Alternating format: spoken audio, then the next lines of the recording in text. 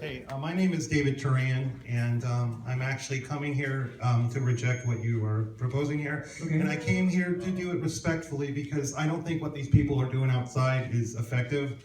I figure you could give me a few minutes to speak my piece, if everyone's open to that right here. Thank you. Isn't it sad when somebody has to apologise for 100 people outside and we give them a round of applause for being reasonable and polite? This is the current state of the left. Well, thank you very much. Thank you. You probably won't like what I have to say, but anyway. That's fine. All the more reason to say it. Anyway, I wanted to ask the audience, how many people here who considers themselves anti-feminist or anti-social justice warrior, just a show of hands, like how many of you have ever taking a basic introductory perspectives on gender course? Yeah, that's exactly. Why would you willingly infect yourself with cancer? Because I think that what you're doing is spreading misinformation about feminism. I think in order to understand feminism, you have to do your homework, and that includes getting a proper education to understand what these issues are that feminists are talking about. The word when I took a class at Cal State San Bernardino, it was called Perspectives on Gender. And it was taught by 3 professors of different disciplines that gave us the humanities, social science, and natural science basis for a lot of these ideas that feminists are talking about. They didn't come up to us over our heads and beat us over the head with the patriarchy or, safe spaces or any of this crap you talk about, which, by the way, I agree with you on a lot of these things. You don't have to accept these things to be a feminist, by the way. And I think that's kind of what you do, is you kind of straw man feminists and think that that's what it's all about when you don't know what you're talking about. Frankly, I think what we have to do, because feminism is probably the movement in intellectual history has been the least able to consistently, reliably and define itself. And I'm sure it's got nothing to do with the fact that it's all women.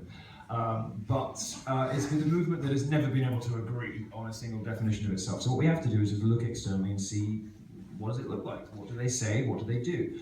So I look at the prospectuses of gender studies courses and women's studies courses. I find them wanting. I look at the columns. But have you actually gone to a class? I have. Okay, good.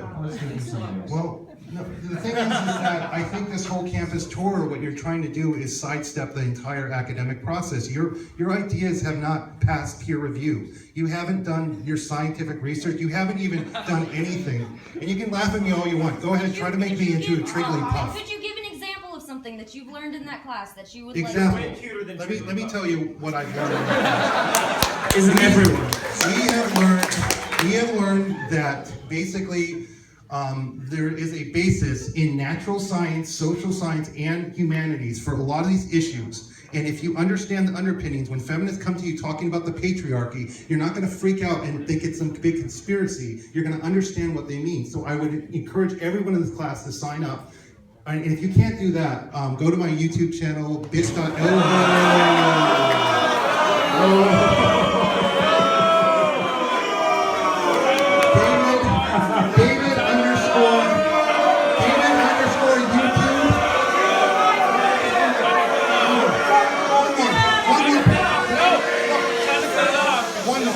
Thank you very much.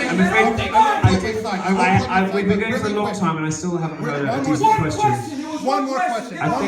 I think we're done, so thank you very much. It's time for you to give the mic to somebody else. Thank you. I listened to you for over an hour. I listened to you for over an hour. Let's go. Thank you. You're not interested in debate. You just want to push your propaganda. Thank you. You're plugging your site. You're promoting your YouTube channel. Nobody watches it anyway. I think it's a perfectly reasonable. So, in that bye. All right, let's be respectful. Let's be respectful.